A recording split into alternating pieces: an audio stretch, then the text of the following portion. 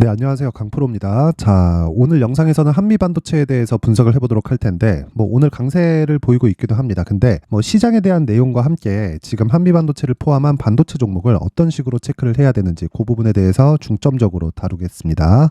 자, 우선 오늘 나온 기사가 있습니다. 그 기사의 내용을 한번 보면 자꾸 이런 식으로 얘기를 합니다. 한미반도체 3분기 어닝 쇼크, 소부장 혹한기 대책 마련이 시급하다. 근데 실적은 나쁠 수밖에 없어요. 한미반도체 실적을 하이닉스에서 주기 때문에 하이닉스의 실적이 좋아지기 전까지는요, 한미반도체의 실적은 좋아질 수가 없다. 근데 주가는 이미 올랐잖아요. 그쵸? 실적은 안 좋아졌는데 주가는 올랐다. 그렇기 때문에 그쵸, 고평가 논란에 휩싸여 있다. 그런 내용이 여기 기사에도 나와 있습니다. 자, 여기 보면 한미반도체는 현재 12개월 선행 주가 수익 비율, 그쵸, PER이죠. PER이 52배에서 거래되고 있고, 밸류에이션 부담이 높은 편, 그쵸. 한미반도체와 경쟁하는 소부자 업체, 그쵸. BE 세미컨덕터 그리고 디스코 등의 PER이 각각 26배, 31.6배를 형성하고 있어서 수익에 비해 주가가 고평가 논란에 휩싸였다. 자, 요 내용을 가지고 제가 이야기를 드려볼게요. 이게 왜 잘못된 내용인지. 일단 한미반도체는 하이닉스를 끼고 있습니다. 그러면 이렇게 얘기를 하시는 분들이 있을 거예요. 하이닉스에서 변경하면 되는 거 아니냐. 그게 쉽지가 않습니다. 이미 들어가 있는 장비를 변경을 하려 그러면, 그쵸, 생산 라인 전체를 바꾸는 거기 때문에 구조적인 무언가 변화가 있기 전까지는 그게 어렵습니다. 자, 그러면 생산 라인을 바꾸면 어떤 일이 벌어질까요? 그쵸? 인텔이면 인텔, AMD면 AMD, 특히나 완제품으로 나오는 거 있죠. AMD도 그렇고 엔비디아도 그렇고, 그쵸? 인텔 같은 경우에는 내용이 좀 달라요. CPU와 그리고 일반적인 램이라 그러죠. 이 램은 같이 붙어서 나오는 게 아니거든요. 근데 AMD에서 나오는 그래픽카드, 그리고 엔비디아에서 나오는 그래픽카드, 이 두 개를 뭐라 그럽니까? GPU라 그러죠. 근데 이 GPU에는 단일 카드로 해가지고 나온단 말이에요. 그러면 여기에 맞는 상황인지, 그쵸? 테스트를 다시 거쳐야 됩니다. 그렇기 때문에 생산 라인 자체를 바꾸는 게 쉽지가 않다. 왜? 엔비디아나 그 AMD에 테스트를 같이 거쳐야 되기 때문에 그렇습니다. 자, 그러면 한미반도체가 이렇게 올라간 내용은요, 요 내용하고도 같은 이야기가 될 수 있는 거예요. 자, 보세요.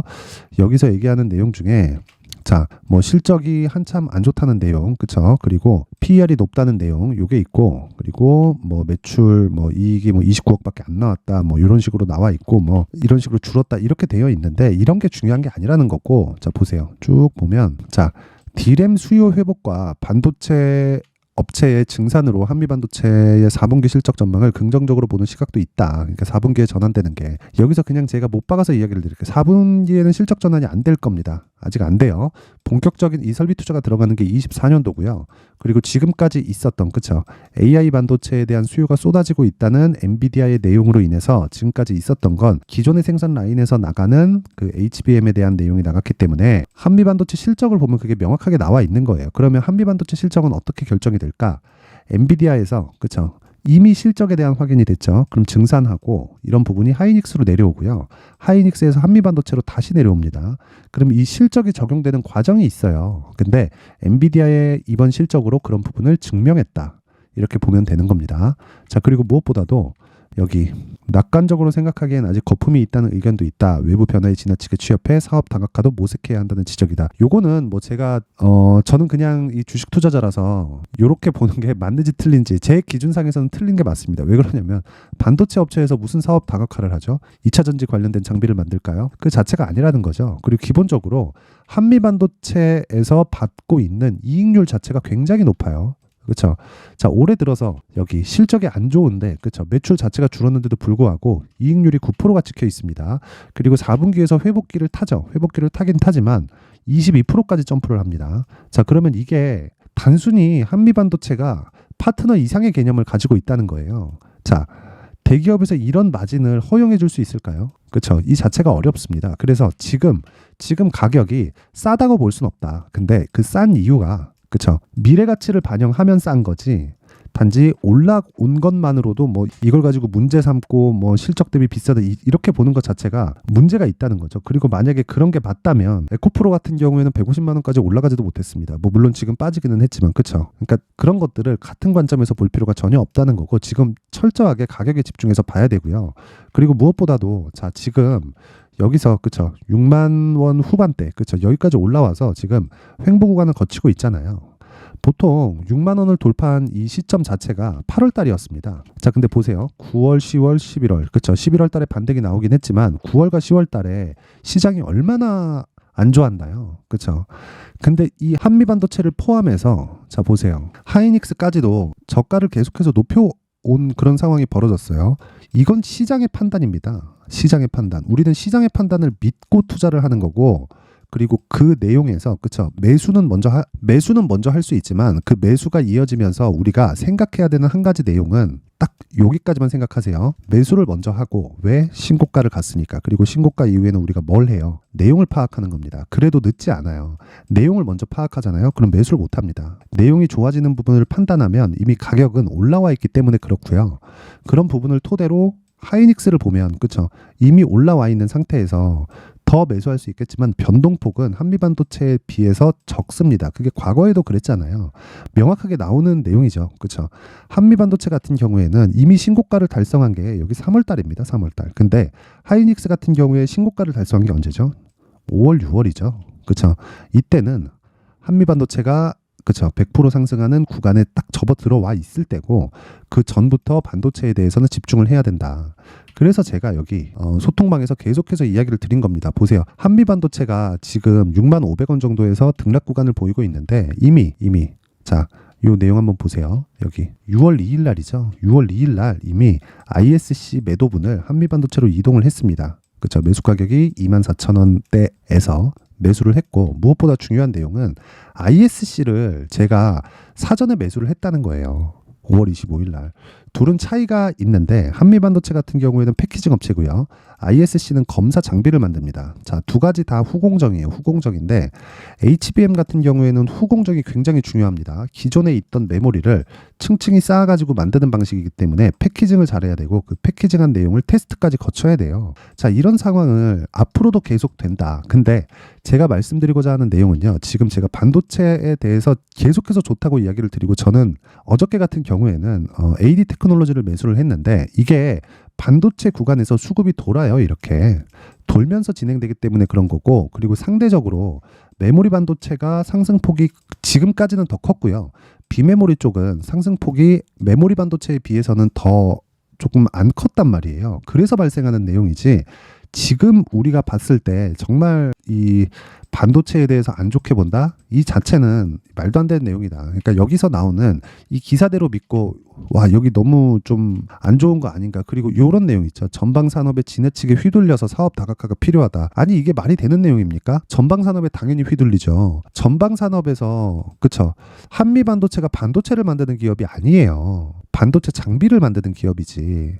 근데 반도체를 만드는 기업이 될 수는 없습니다. 여기는 그냥 불가능한 영역이에요. 근데 엔비디아, 뭐 AMD 이런 비메모리 업체는 그쵸, 아예 그냥 넘볼 수 없는 영역입니다. 그리고 여기서도 이걸 넘볼 수 없다 그래서 이런 기업이 될 수는 없죠. 근데 여기서 나오는 파생돼 있는 그쵸, 이익에 대한 규모가 어마어마합니다. 자, 생각해 보세요. 엔비디아가 그냥 가만히 있는다 그래서 제품 그냥 계속해서 팔리나요? 그게 아니란 말이에요. 엔비디아에서도 계속된 세대 교체를 만들어내야 되고, 세대 교체를 만드는 과정에서 그쵸, 메모리 반도체에 대한 수요는 계속될 거고요. 그러면서 삼성전자와 하이닉스의 사이클이 형성이 되는 거예요. 이렇게 그쵸. 근데 거기서 새로운 사이클이 생겼다는 이야기를 제가 계속해서 드리고 있는 거고, 그런 내용으로 인해서 한미반도체는 이미 저는 여기 요 구간에서 매수를 했는데 지금도 추가적인 상승이 가능하다. 여기서 더 빠지면 어떡할까요? 다시 말씀드립니다. 빠질 수 있어요. 빠질 수 있는데 그 빠지는 구간에 매수 구간으로 활용할 수 있는 작업이 필요한 겁니다. 그게 매매 전략이에요. 어느 구간에서 내가 물량을 조금씩 줄이고, 그쵸? 근데 기본 물량을 가지고 가되 물량을 조금씩 줄이고, 그쵸, 어느 정도 떨어졌을 때 내가 매수할 수 있는 그 구간을 잡을지, 요 내용이 중요한 거지. 반도체 업황 자체가 뭐 지금 나쁘다 그래서 매도해야 된다 그러면 이거를 뒤집어서 봤을 때 여기까지 올라온 것에 대한 이해 자체가 불가능하잖아요. 그쵸, 요 부분에 대해서 이야기를 드렸던 거고, 그리고 제가 리포트 관련돼서 한 가지 이야기를 드리면, 자, 어떤 숫자에 집중할지에 대한 고민이다. 여기 그쵸? 반도체 소재 부품 장비 임소정 연구원이 작성한 유진투자증권에서 나온 반도체 장비에 대한 리포트입니다. 리포트인데 이것도 상당히 잘못된 이야기인 게, 자, 보세요. 3분기 실적은 312억, 영업이익 29억, 그쵸? 감소하며 시장 컨센서스를 하회했다. 그쵸? 예상보다 컸던 주된 요인은 내부 회계 기준 변경에 따른 어쩌고 저쩌고 블라블라 이렇게 쭉 가는데, 자, 2024년 반도체 시장과 그에 따른 실적에 초점을 옮겨야 할 시점이다. 그쵸? HBM 시장 개화에 따른 수요 증가에 수혜에 가장 가까운 소부장 기업이다. 그쵸? HBM. 그쵸? 그리고 하지만 여전히 부진한 매크로 환경의 영향으로부터 자유롭기는 어렵다. 자, 매크로 환경이 부진하다. 그쵸? 경기가 좋지 않다. 같은 이야기입니다. 경기가 좋지 않으면 뭘 해야 돼요? 금리 내려야 되죠. 그리고 지금 금리 다 올라왔다는 건 다들 알고 계실 텐데 금리가 여기서 내리기 시작하잖아요. 올라갈 수 있는 종목이 뭐가 있을까요? 은행주가 올라갈까요? 아니죠. 아니에요. 은행주는 이미 금리 인상기에 어느 정도 상승폭을 보였고요. 그리고 나서 내려갔을 때 채권으로 인한 추가 수익을 얻을 수 있는 것까지 은행주는 다 반영을 한 상태입니다. 그리고 금리 인하기에 은행주가 그렇죠. 굉장히 좋게 상황이 풀리는 경우는 없어요. 그러니까 은행은 어차피 한국 같은 경우엔 규제 산업이고 금리 인상기에 중소형급 그 은행 같은 경우에는 위험해질 수 있습니다. 그 채권에 대한 부분이 있기 때문에 채권 가치가 떨어지거든요. 그런 부분이 있어서 안 좋아질 수가 있어요. 근데 인하기에 그럼 좋아져야 되는 거 아니냐? 그게 아니라 대형 은행들은요, 어차피 인하기에 많은 이자로 인한 그 수익을 얻는 그런 부분이 있기 때문에 전혀 좋아질 수 있는 그런 게 아니라 금리를 인하하게 되면 성장률 자체에 대한 기준치가 바뀌기 때문에 그 부분을 감안했을 때 보면 앞으로 금리 인하를 하면서 IT 기업이나 미국에 있는 기술주나 이런 쪽에 대한 추가적인 좀 긍정적인 요인이 발생할 수밖에 없고 무엇보다 엔비디아 같은 경우에는 금리가 5.5%인데도 불구하고 실적이 얼마나 잘 나왔습니까? 그렇죠? 점점 더 이 독점적인 구조를 갖춰가고 있는 게 엔비디아고요. 그리고 무엇보다 엔비디아가 잘 되면 잘 될수록 메모리 반도체에 대한 수요는 꾸준할 수밖에 없습니다. 왜? 세대 교체가 빨리 진행이 되니까. 그러면 한미 반도체의 지금 있는 가격은요. 아래를 봤을 때 싸다고 볼 수는 없어요. 근데 이걸 기간 조정을 보내면서 희석될 겁니다. 이런 부분을 잊지 말고요. 무엇보다 제가 항상 말씀드리죠. 하이닉스의 실적이 전환될 때까지 올라갈 거다. 그렇죠? 그리고 하이닉스의 실적이 전환되는 게 흑자 전환에 대한 부분도 있지만 흑자에서 그쵸 상승폭까지 규모를 키우는 과정까지 한미 반도체를 꾸준히 보유해야 될 그런 종목이라고 보시면 되고 무엇보다 안 빠지잖아요. 시장이 나쁘더라도. 자, 그러면 안 빠지는 종목은 올라가는 겁니다. 그래서 내가 최적의 구간에 매수할 수 있는 그쵸 그런 전략을 세우자. 그래서 계속해서 말씀드리는 게 한미 반도체의 가격 그리고 단기 보유 전략이고요. 단기 보유 전략은 2주 안에 내가 수익을 볼 수 있는 전략을 이야기를 드리는 겁니다. 자, 항상 제가 말씀드리지만 가격보다 중요한 건 없습니다. 가격, 내가 얼마에 잡는지에 따라서 수익이 결정되는 거기 때문에 가격보다 중요한 주식 투자의 내용은 없다. 그래서 가격에 집중하는 게 가장 중요하고요. 어떤 종목이든 신고가 이후에 내가 매매하는 습관을 기르자. 이건 한미 반도체뿐만 아니라 애플, 테슬라, 엔비디아, 한국의 삼성전자까지도 다 동일합니다. 그쵸? 요 내용 절대 잊지 마세요. 자, 그런데 요 내용까지 제가 영상에서 이야기를 드리면 너무 긴 이야기가 될 수 있기 때문에 그래도 여기 19페이지에 걸쳐서 제가 상세하게 준비를 해왔고요. 무엇보다 중요한 내용은 신고가에 대해서 이해를 하는 것, 그리고 신고가에 대해서 이해를 하고 가격을 체크하고 보유 전략으로 연결시키는 것. 그렇죠? 이 부분이 가장 중요하다고 이야기를 드리고요. 그리고 그 가격을 어떻게 잡을지에 대한 부분을 제가 내용을 준비해 왔으니까 그래도 최소한의 성의를 보여주시는 분들에 한해서만 제가 한미반도체의 가격 그리고 단기 보유 전략을 공유해 드리도록 하겠습니다. 최소한의 성의는 돈 안 받아요. 돈 안 받고 영상 상단에 있는 전화번호로 숫자 3이라고 문자를 보내주시는 분들에 한해서만 제가 한미반도체의 가격 그리고 단기 보유 전략을 공유해 드리도록 할 테니까 지금 고가에 잡아가지고 어떻게 이 종목을 좀 가져가야 될지 횡보하는 기간이 한 2주에서 3주 정도가 되고 그쵸 이 전체적으로 고가를 형성한 부분을 보면 한 두어 달 정도 되니까 걱정하시는 분들이 있을 거예요. 딱 그분들은 요 내용 그대로 받아 가셔가지고 똑같이 적용시켜서 매매를 이어가면 되는 겁니다. 자, 그리고 요 내용도 그렇지만 무엇보다 중요한 건 그쵸 효율을 높이는 게 중요하다. 효율은 그쵸 지속된 단기 매매를 이어가는데 그 단기 매매도 무조건 신고가 종목만을 공략을 하는 겁니다.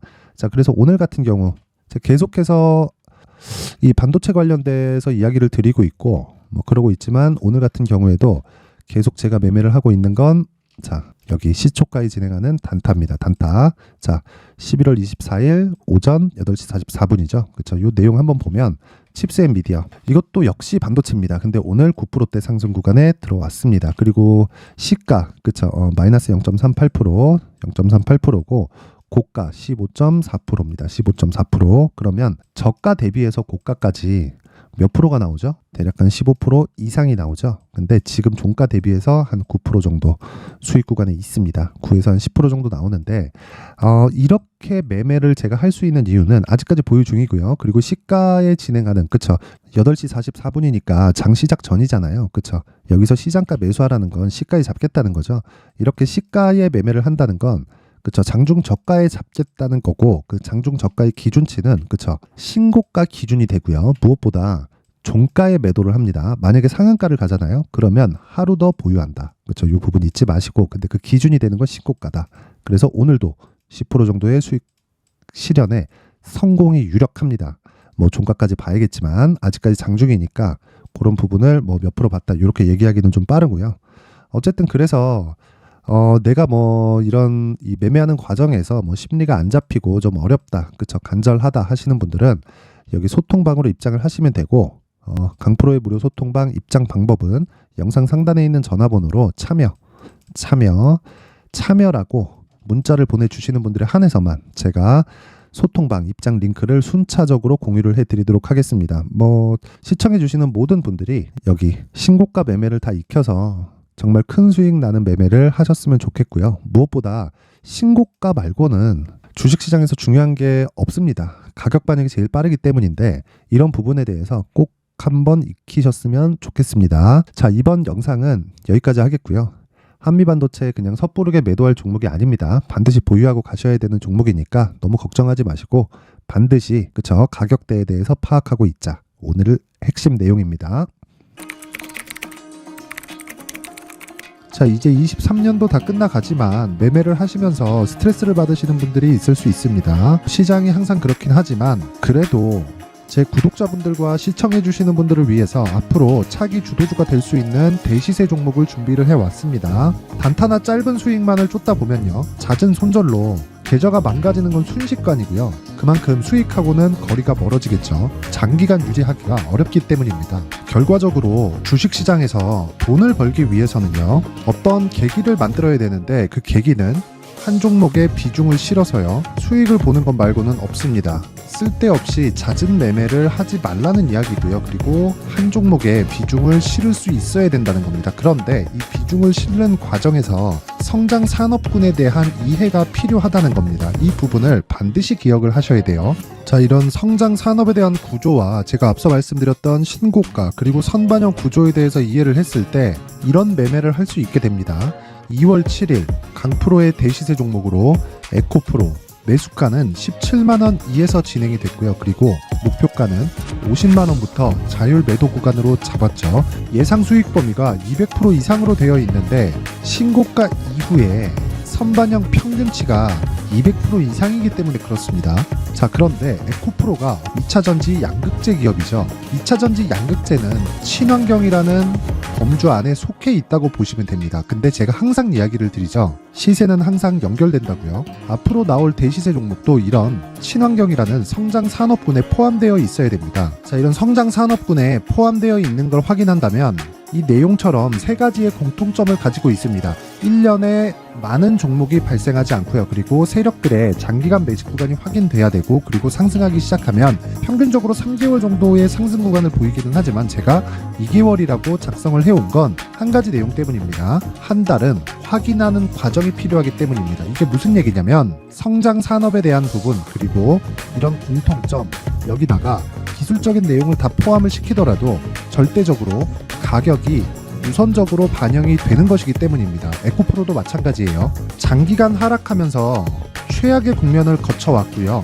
이 구간에서 먼저 하락을 했다는 건 앞서 말씀드렸던 내용처럼 고가에 대한 부분이 아니라 저가, 즉 나쁜 부분을 반영한 이후에 신고가를 발생을 시켰다는 건 앞으로 좋을 부분을 반영이 되고 있다는 거죠. 그런데 본격적인 시세는 신고가 이후라고 말씀을 드렸고 지금은 매물 소화 과정을 보내고 있습니다. 앞서 말씀드린 대로 가격 먼저 분석을 끝냈죠. 그리고 나서는 정부 정책의 방향과 맞는지를 체크를 해야 되는 겁니다.